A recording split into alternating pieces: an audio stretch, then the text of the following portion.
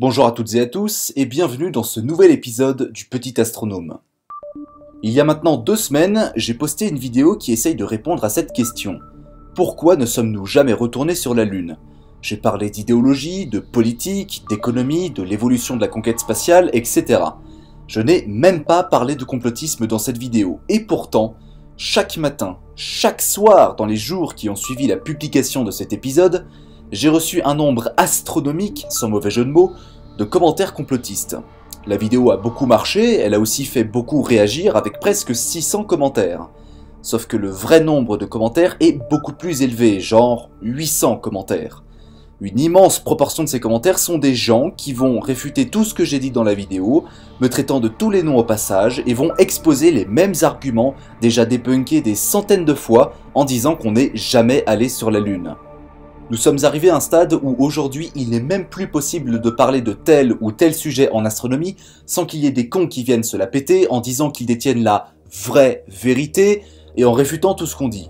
Et ce, sans émettre le moindre argument, sans émettre la moindre réflexion intelligente. Alors aujourd'hui, j'ai décidé de leur répondre, une bonne fois pour toutes. Je vais faire exactement comme eux. Dans cette vidéo, je vais démontrer l'existence d'un complot. Un complot de l'ordre mondial. Je vais dénoncer ce complot et aussi dénoncer ceux qui se cachent derrière ce complot et qui sont les organisateurs. Ce complot est d'ordre mondial et il fait même appel à des questions existentielles que se pose l'homme depuis la nuit des temps. Aujourd'hui, je vais vous raconter la vérité sur les soucoupes volantes.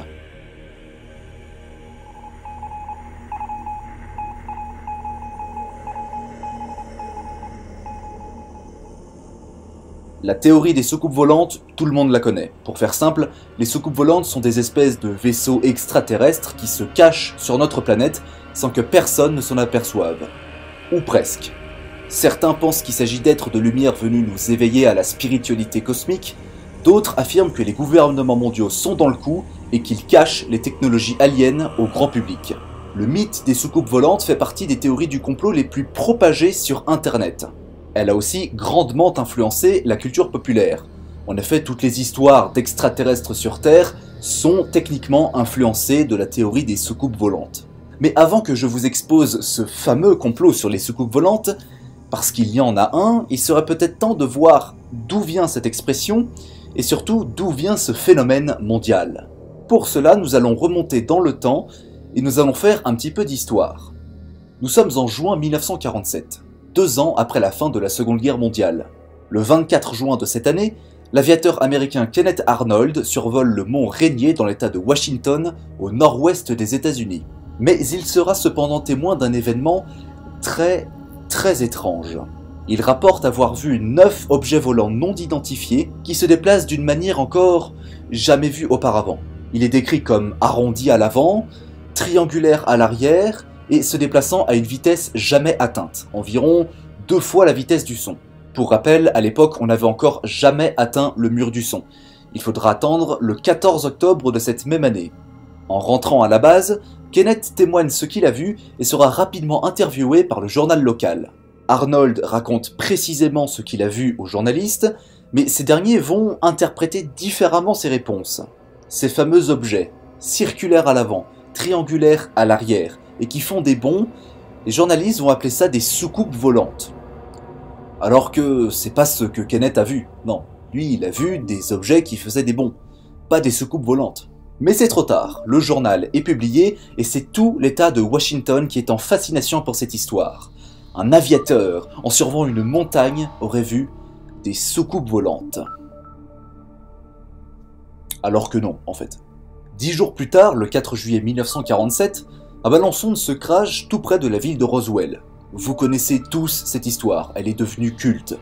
Et malheureusement, de très nombreuses théories conspirationnistes circulent sur son sujet, expliquant qu'en fait ce ballon sonde est en fait une soucoupe volante, un extraterrestre qui s'est craché sur Terre. Et bizarrement, sans aucune raison particulière, à partir du début des années 50, c'est tous les États-Unis qui commencent à voir des soucoupes volantes absolument partout. Justement, au début des années 50, le nombre de témoignages va exploser sur les ovnis, les soucoupes volantes, etc. On associa rapidement les soucoupes volantes aux extraterrestres, pour vendre encore plus de rêves, et c'est ainsi qu'est née une nouvelle théorie du complot. Les extraterrestres vivent sur Terre et se déplacent par le biais de soucoupes volantes. En 1963, le gouvernement américain et la NASA décident de créer le Deep Space Network, un réseau de radiotélescopes qui permet d'écouter l'univers à travers les ondes radio, et par la même occasion, détecter une civilisation extraterrestre. La NASA a très envie de découvrir des aliens, mais pas de la même manière que les complotistes. Ils pensent que le meilleur moyen de détecter une forme de vie intelligente, c'est par les ondes. Et quand je dis ondes, je veux dire n'importe quelle onde qui se balade dans le cosmos. Aujourd'hui, le réseau Deep Space est toujours en activité, et des dizaines de complexes de radiotélescopes écoutent le ciel avec une grande précision. Sauf que ça, c'est la version chiante de la recherche de la vie extraterrestre. Non, les gens, eux, ils préfèrent les ovnis, les soucoupes volantes. Ça vend plus de rêves et c'est plus passionnant. Non seulement ça vend du rêve, mais aussi ça entretient le mythe, et ça fait un petit peu chier la NASA et le gouvernement américain. Quand un témoignage devient suffisamment populaire, on demande son avis à la NASA, et les astronomes répondent souvent qu'ils ont un petit peu autre chose à faire que de répondre à des témoignages à la con. Quand une histoire d'OVNI envahit les médias, la NASA ne préfère pas répondre, et ne pas divulguer des informations ou des fake news. Et c'est ainsi qu'au fil du temps, une nouvelle théorie du complot bien plus vénère que la précédente fait son apparition. Les extraterrestres sont sur Terre, mais sont cachés par le gouvernement et la NASA. Cette théorie va énormément influencer la culture populaire et va rendre célèbre une certaine base américaine, la Zone 51. Tout le monde connaît la Zone 51.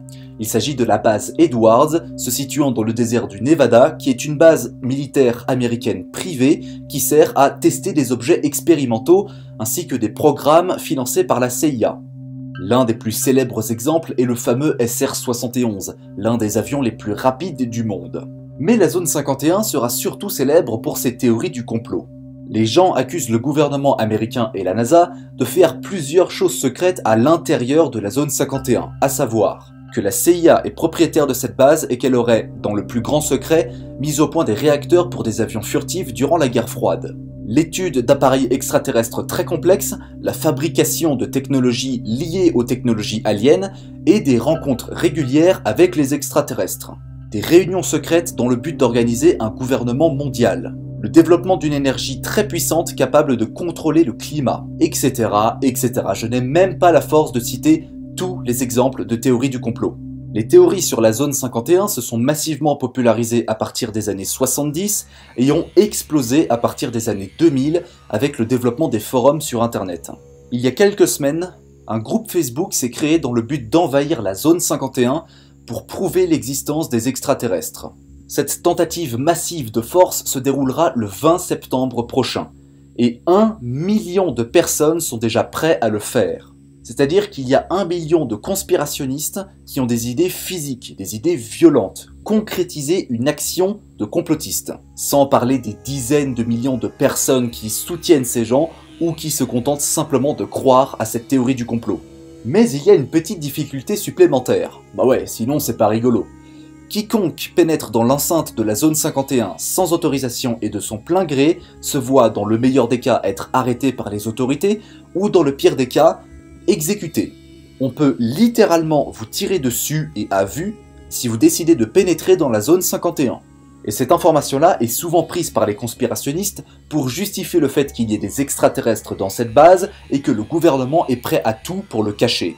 Sauf qu'en fait, la chose que les complotistes ne veulent pas vous dire, c'est que cette spécificité, elle s'applique à plein d'autres bases militaires dans le monde.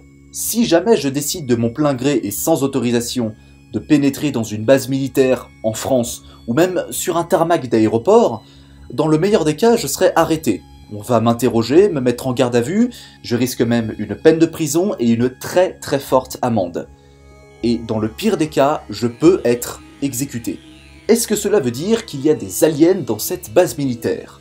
Non, c'est parce que c'est une base militaire privée et que tout le monde ne peut pas y entrer n'importe comment. Si vous décidez délibérément de violer cette règle et de n'en faire qu'à votre tête, vous pouvez littéralement vous mettre en danger de mort. C'est normal. Ça ne veut pas dire qu'il y a un complot avec des aliens. Et ça, la majorité des conspirationnistes ne veulent pas le comprendre. Ou en tout cas font exprès de ne pas le comprendre. Mais peut-être qu'après tout, les gens ne sont pas prêts à découvrir la vérité. La vraie vérité. pas celle qui arrange les complotistes. Vous voulez connaître la vérité sur les soucoupes volantes, les petits hommes verts dans la zone 51, ou le complot du gouvernement américain? Vous voulez vraiment savoir la vérité? Alors c'est parti. Les soucoupes volantes et les théories du complot sur la zone 51 représentent un complot mondial, précisément parce qu'il n'y a jamais eu de soucoupe volante sur Terre. Le terme soucoupe volante vient d'une déformation journalistique lorsque l'on a interviewé Kenneth Arnold en 1947. L'intégralité des témoignages d'OVNI, le phénomène mondial des soucoupes volantes, est basé sur un mensonge.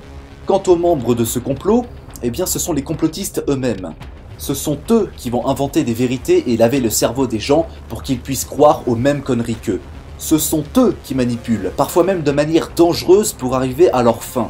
Ce sont eux qui se comportent comme des prosélytes et qui sont prêts à tout pour qu'un maximum de personnes se rallient à leur cause. Ce sont eux qui cachent la vérité, la vraie vérité que les complotistes ne veulent jamais entendre. Cette vérité, c'est celle-ci, c'est qu'il n'y a jamais eu de soucoupe volante sur Terre. La majorité des gens qui voient un ovni sont soit soumis à une illusion d'optique, soit soumis à un phénomène qu'ils ne connaissent pas mais qui est bien réel. Sauf qu'ils sont tellement biberonnés par les théories du complot qu'ils se mettent directement à croire que ce sont des extraterrestres. Et le pire, c'est que ça marche. Ça marche tellement bien que c'est devenu la théorie du complot la plus propagée sur Internet. Et ce, sans émettre le moindre argument valable, la moindre réflexion, la moindre méthodologie scientifique. Rien. Non, c'est que de la merde. Mais comme les gens veulent pas s'intéresser aux vraies choses de la science, eh bien ils sont prêts à croire à absolument tout et n'importe quoi. Sans parler des gens qui se disent chercheurs de vérité et qui se font du pognon sur la crédulité des gens en vendant soit des bouquins ou alors des stages d'observation d'OVNI à 1500 balles. Vous vouliez du complot? Vous vouliez des gens qui vous manipulent et qui tronquent la vérité? Vous l'avez votre complot. La recherche de la vie extraterrestre est un sujet passionnant malheureusement éclipsé par les théories de merde qui attirent plus les gens que les vrais travaux des agences spatiales. Je suis sûr qu'il y aura des conspirationnistes qui regarderont cette vidéo. Et vous savez quoi? Je n'ai que faire de leurs commentaires. Parce que je veux qu'ils sachent la vérité. La vraie vérité. Pas celle que les complotistes manipulent et triturent pour donner une vision biaisée du monde. Nous n'avons encore, à ce jour, aucune preuve de l'existence d'une forme de vie extraterrestre, qu'elle soit intelligente ou non.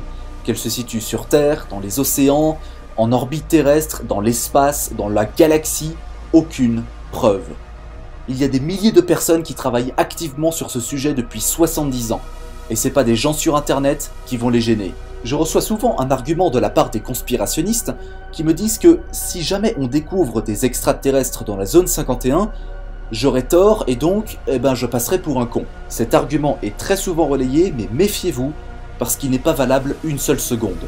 Je m'explique. Si jamais on découvre des aliens dans la zone 51, j'aurais tort. Et j'aurais eu des raisons d'avoir tort. Parce que moi je ne crois pas sans preuve. Je ne crois pas en l'absence de preuves vérifiables, calculables et empiriques. Et donc je ne passerai pas pour un con, parce que j'aurais eu des raisons d'avoir tort. Et eux, ils auraient eu raison mais pour les mauvaises raisons, parce qu'ils croient à tout et n'importe quoi. Et si jamais on vient à prouver qu'il n'y a pas d'extraterrestres dans la zone 51, ce qui est, disons-le, fort probable, eh bien c'est eux qui passeront pour des cons. Et ce, toute leur vie. Et vous savez quoi, le pire? C'est qu'à la base, cette fameuse affaire sur la zone 51, le plan d'invasion, d'attaque, etc., c'était une blague. Un canular par 2 internautes de Facebook qui voulaient simplement troller les gens. Sauf qu'il y a tellement de personnes qui se sont ralliées à ça que ça a pris des proportions démesurées. Et je peux vous assurer que dans le million de personnes qui soutiennent ce groupe, il y en a plus d'un qui prennent ça très au sérieux. Pour conclure sur cette vidéo, les théories sur la zone 51, c'est de la merde. Les soucoupes volantes, c'est de la merde. Et je trouve ça triste d'avoir un sujet aussi beau et intéressant que la recherche de la vie extraterrestre dans l'univers, voir se faire piétiner par des théories du complot qui ne racontent que des bêtises. Dans tous les cas, je supprimerai les commentaires conspirationnistes en dessous de cette vidéo. Parce que je sais exactement ce qu'ils vont dire. Ils vont me traiter de menteur ou de m'insulter de tous les noms, et ils vont exposer les mêmes arguments qui ont déjà été débunkés des milliers de fois. En gros, ils parlent pour ne rien dire. Et si une personne parle pour ne rien dire, eh bien je vois pas l'intérêt de laisser ce commentaire dans ma section. Mais ne vous inquiétez pas, je ne vais pas parler de complot dans chaque épisode. La prochaine vidéo abordera un sujet qui n'a rien à voir, mais qui pourtant sera quand même passionnant, je peux vous le garantir. Parce que l'astronomie, même sans les théories du complot, ça reste passionnant. Cet épisode est à présent terminé, j'espère qu'il vous aura plu, et si c'est le cas, n'hésitez pas à le partager sur vos réseaux sociaux préférés. Quant à moi, je vous donne rendez-vous très bientôt pour une nouvelle vidéo, et d'ici là, sachez que le silence éternel des complotistes me ferait le plus grand bien. Allez, à bientôt!